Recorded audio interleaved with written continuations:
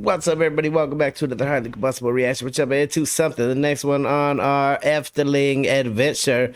Coming at us from Expedition Theme Park. Definitely get over and show them some love. Most certainly some of the most intriguing damn amusement park videos that you ever see. Like, I would have never thought it would be fun to watch people at an amusement park or to learn about an amusement park, but them is history too, 100%. Get over to show Expedition Theme Park some love. They most certainly deserve it. A lot of damn time and effort goes into these, so go show the love for sure. The link's right there in the description. Let's go on a journey. Since 1952, Efteling has grown from a small fairy tale park to a fully fledged theme park for the whole family, offering immersive theming, incredible dark rides, and a healthy dose of adrenaline-filled fun. In 1981, they opened Europe's biggest roller coaster, Python. In 2007, we did learn about the Python. Coaster, and in 2010, dueling wooden coasters. In their continued search of wooden coasters are cool and all. Yeah, they've got a little bit of classic to them, but they hurt. Anybody that says any differently has never been on some of the wooden roller coasters that are our damn theme parks in America. My Lord, you want to talk about thinking you're going to fall off, nuts and bolts being loose kind of thing? And in 2010, dueling wooden coasters. In their continued search of excitement and to attract more teenagers looking for thrills in the park, 2015 would see one of the best themed roller coasters in the world open with Baron 1898. I don't like that. What's going into the spa? Wie durft de angstaanjagend, ijzingwekkende wereld van Baron 1898 te betreden? En vindt het raar.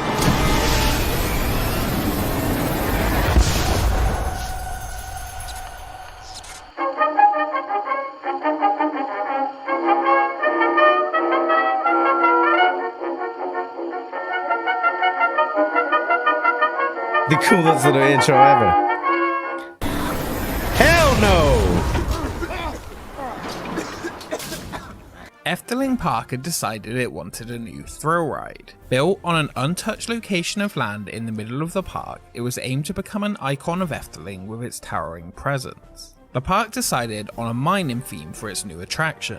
During the design phase, the creative team would visit different real mines to bring authentic details into the roller coaster's design. Wow. One of which was located in Zollverein, Germany, a huge mining operation that would provide architectural inspiration, bringing in aspects of real mine complexes, including the brickwork, paving, the building structure, and even the atmosphere. Designers also visited the Netherlands Mining Museum in Heerlen, where they would learn about the daily working life of a mine complex. Here they would learn about mining equipment and details that will be used in the ride story and scenes to create an authentic experience. By 2014, groundwork had begun on the new attraction, and a large tunnel began to emerge. The Efteling really went all out, though, if they were making actual visits to actual mining setups to see how things looked and things. They really wanted an authentic damn feel to it. Because of the small construction site and the short schedule, with the harsh winter quickly approaching, new techniques had to be used to make the mine shaft. Mixing the earth from the site with mortar, the forms were formed. While under construction, the tunnel entrance trough was completely excavated and filled with water to prevent it refilling, before divers would assist with the casting of underwater concrete. With a mining theme planned for the attraction, the ride station... I still don't understand. How the hell do you cast concrete underwater? We're gonna have to jump into that process. ...of underwater concrete. With a mining theme planned for the attraction, the ride station would be Grand, the place where the story would be told. The main hub for the miners with multiple rooms inside. Efteling wanted to avoid building just one large warehouse-looking building. It would have to have depth and character, consisting of around 300,000 bricks. The outer shell of the building was completed as quickly as possible to avoid the first frost of winter. Much of the mining equipment seen inside the attraction is real. Efteling put out a request for equipment and received a huge response. That's from mining awesome. Lamps, helmets, and even telephones. Yo, shout out to everybody who donated. How cool is that? Such as 40 of the same helmets with an Efteling style were created specifically for the attraction. Snow arrived at the site around Christmas time. While a few days of heavy snow halted construction, it remained on schedule with work on the tunnel progressing quickly. In February 2015, the track began to arrive from the US and work could begin on the 35-ton steel tower. The tower would be built in Budapest and transported to Efteling. This tower would give Efteling's version of the dive coaster a very unique look.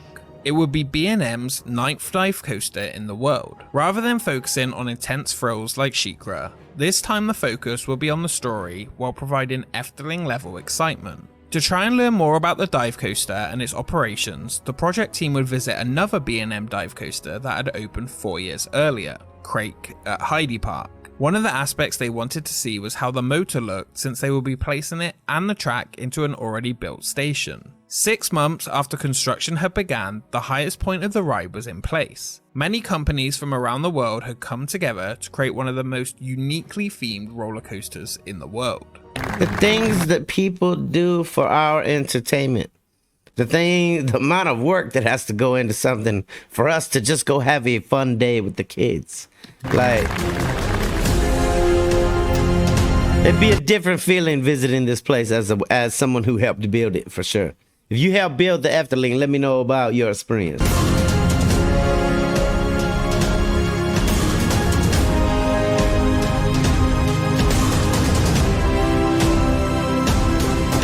Every aspect of the beautiful Efteling Park has a story, and the new attraction would be no different from the moment you entered the queue until you left. In 1893, the wealthy Gustav Hugmud sat in an inn. The man, who had travelled to many places in the world, was waiting to catch a ship to South America where his love was waiting for him.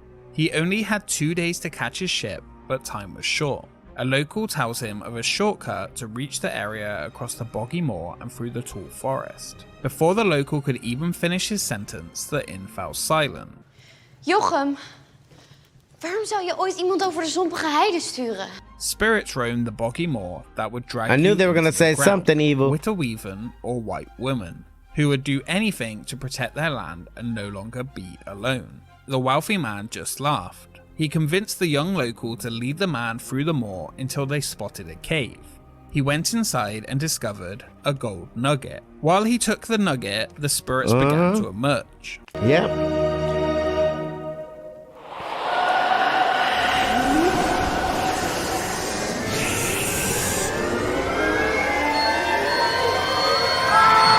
A few years later, now a baron, Hugmud returned to the town. His love had forgotten him, and he returned with plans to build a gold mine.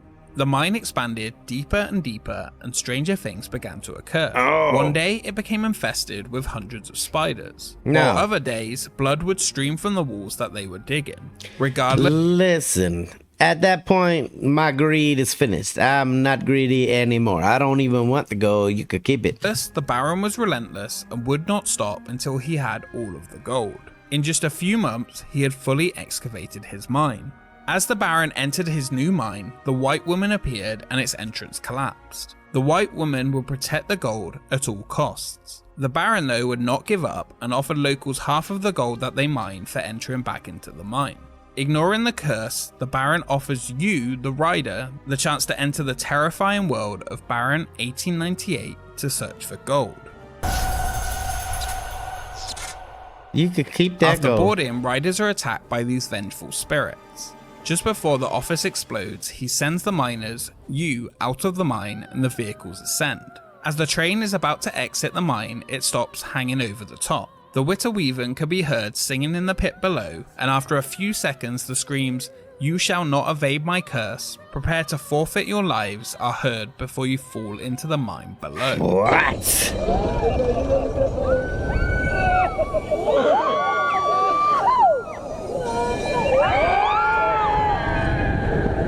Just like the rest of Efteling, the ride would feature music that would transport you into the world of Baron 1898. Working in the mines, many people in the evening would practice making music together. Here, 60 musicians would come together to transport you into a new mining world. The incredible soundtrack was recorded by the Brussels Philharmonic. Many different names were considered for the ride, including just Hugmud. They would choose a name though that would be suitable for Efteling, but also easy for different languages to translate, which is actually really good for me because I cannot say any Dutch words. Baron... It really is unfathomable. The amount of detail that they paid attention to, the amount of length of effort that they went through. Rio Ohoon Orchestra performing the soundtrack for it. Like, come on. We don't think about these things when we jump on a ride. We just go for a ride and have an experience. There is a lot of planning and a lot of thought and a lot of really, really fine-tuned details that we're talking about here. Slate, which is actually really good for me because I cannot say any Dutch words. Baron Dutchies, 1898 was teach him. chosen from the name of the main character and the year the mine was built. The final touches were added and show elements tweaked down to the last minute before opening. The attraction trains had arrived and were fully tested, and each of the individual effects were brought together to create one cohesive experience. 14 months after the project was approved, it was given final confirmation from the independent inspection company for the go-ahead. Baron 1898 would open on July 1st, 2015. The €18 million ride begins by crossing an iron bridge to the mine's central offices. After So entering, fucking cool. projections and an animatronic give riders a brief safety warning, along with warning you against believing in the legend of the Witter Weaven, who have just warned you about entering. Riders move into the mine's maintenance shop to board the special minecars. Spirits suddenly attack the minecars through the use of projection technology. Baron 1898 would exit the station building, taking you up a 45-degree angle to 98 feet. After being held for 2 seconds, you fall straight down into the smoke-filled mine, directly into an Immelman. That's a loop and onto horrifying moment. 0G roll. The ride ends with a 360 helix, a small bunny hop, and a final turn back into the station. Lasting 130 seconds, with only 31 seconds from the moment you drop to the end, the ride reaches speeds of 56 miles per hour. Even the exit area still continues the theme as you walk into the milk house, a tradition in which miners would have a glass of milk after hours of labour in the mines.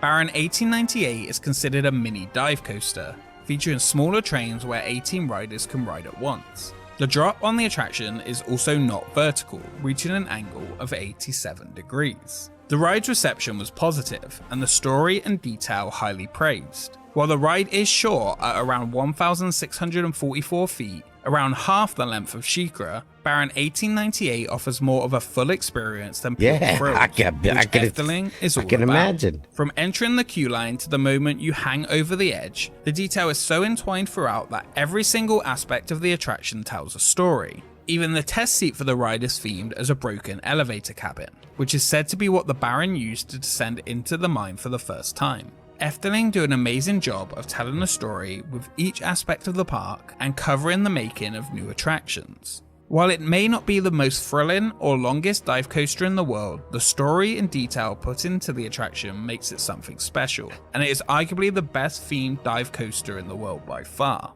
Just like the moment the last piece of B&M track was slotted in place, Baron 1898 will be the perfect fit for Efteling. That's nuts. Van Baron 1898. Yeah, you know who tells a good story?